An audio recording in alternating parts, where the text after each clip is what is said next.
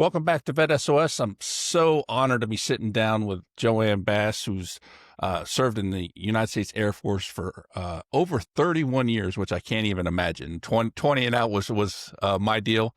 But she was the 19th Chief Master Sergeant of the United States Air Force and the first woman to become the highest senior enlisted leader in any military service. It's an absolute honor to sit down with you, JoAnne. How are you doing today? I am doing fantastic, Shawn, and thanks so much for having me. Like I said at the beginning, it's an absolute honor and so excited to sit down with you. And, you've really made a splash, after retirement and, you've been out there really advocating for the veteran population, which is just absolutely amazing. I love seeing that, especially from our senior leaders who Yes. use their platform to really help further, our well-being as veterans. But before we, get too deep into this, let's hear about your transition as a senior leader. How did your transition out of the military go? Well, Shawn, you know the deal, right? Like as a senior leader, my transition was very, very different than the average Joe, as you might say, right? So I'm very well aware that I had a great team who helped that transition. But I also, because I served, as you mentioned, 31 years, I got a chance to watch so many of our service members transition, really watch and learn, as well as the transition of my own husband, who served in the United States Army for 27 years. And so that aspect of me helped me understand that every transition is unique to every single service member, whether they serve 4 years, 6 years, 8 years, or 28 years. What all of us needs is something different. So my transition was great, but it's not lost on me that not everybody has that exact experience. That's absolutely true. And we've had the honor of talking to a couple sergeant majors of the Army and even John Troxel, the former SEAC. And he was saying 10 days out from transition, he was in Afghanistan with the president. So it's Yeah, definitely a yeah, different world, right? So, well, absolutely. You're running through the tape. I love it.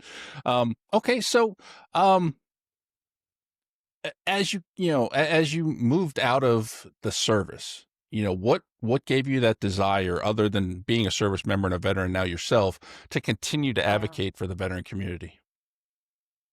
Yeah, well, just as much as I do, Sean, like we never take the uniform off. And while I was serving as a chief master in the Air Force, and while my focus was primarily focused on the warfighting mission, I was also very focused on the people behind the mission, right? And not just them, but that of their families, and making sure that we set the conditions for every single one of them to thrive and be their very best. And so I'm just serving like everybody else, just without a uniform, and really trying to focus on three primary things, and that is connecting with our veterans and making sure that America understands ways to which they can connect.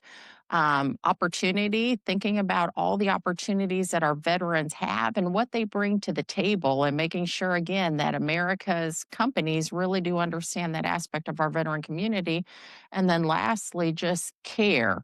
How can all of us play a role in being deliberate about how we care for our veterans, their families, from all aspects of caring enough to bring them into our communities, but also caring enough to take care of them from a health and mental health aspect. Absolutely. The mental health piece is huge. And as you continue this mission of service, one of the terms that I've heard, in the last year or so was veteran ready versus veteran friendly when it comes to companies. Yeah. Meaning that, a lot of people love veterans, and you want to Yes. support it, but then there's those companies that are actually Yeah. ready to handle veterans and bring them in and properly onboard them Absolutely. and incorporate them. Have you seen that type of thing in your work so far? I have, and in fact, I'm actually very much, my work with companies and nonprofits, whether it's business or not, is really helping them to focus that while the veteran community certainly appreciates when Greater America appreciates them for their service and their sacrifice, what we really want people to do is to appreciate us for our talents and for the leadership that we bring to companies. And so that veteran ready aspect is important. We've got to have companies that are focused on hiring people for their strengths and all of the talent that we know our veteran community brings. And when I say community, I'm talking about our active duty guard, reserve, spouses, caregivers, our children. They all bring a strength based leadership that I don't know that we fully understand that. I You're so absolutely right. I was a military brat myself, and the one thing that you have as a military child, I believe, is you can go into any room and make friends. You have to do it Absolutely. every couple of years, so it's one of those things that it naturally became a skill, and that's something a lot of people can't do. So the the whole community, like you said, brings so much to the table, especially the spouse community, and we know that's a continued.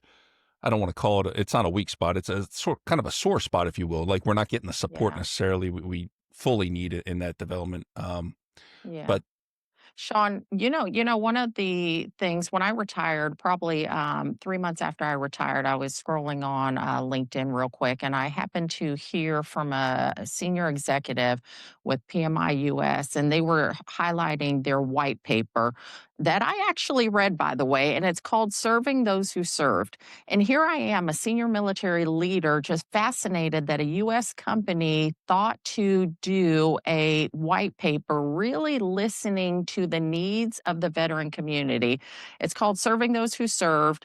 I think that, right, every company, or if America's wanting to know, how do I take care of our service members as they're transitioning, which is what your focus is, like they should start with that, because that was really eye opening for me in their learning sessions or their listening sessions, to be able to understand fully what veterans and their family members were sharing on what they need.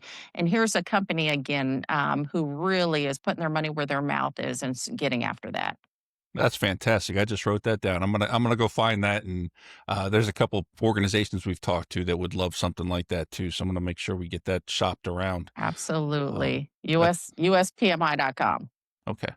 Yeah, absolutely. That's fantastic, and I love seeing it. And I've been fortunate enough to be with with companies that have a great military culture and understand that we bring a lot of talent. Sometimes we also bring a little baggage, but they have Yeah. things in place to help us cope with all that and the whole Yeah. transition piece, because we know that's taxing both mentally and I would say socially. You lose your tribe, and then you're trying to figure out what you're going to do next, and how you're going to do that. So as we get ready to close this quick interview, what would be your number one piece of advice to anyone transitioning out of the service, that being the service member or the family transitioning out? Yeah.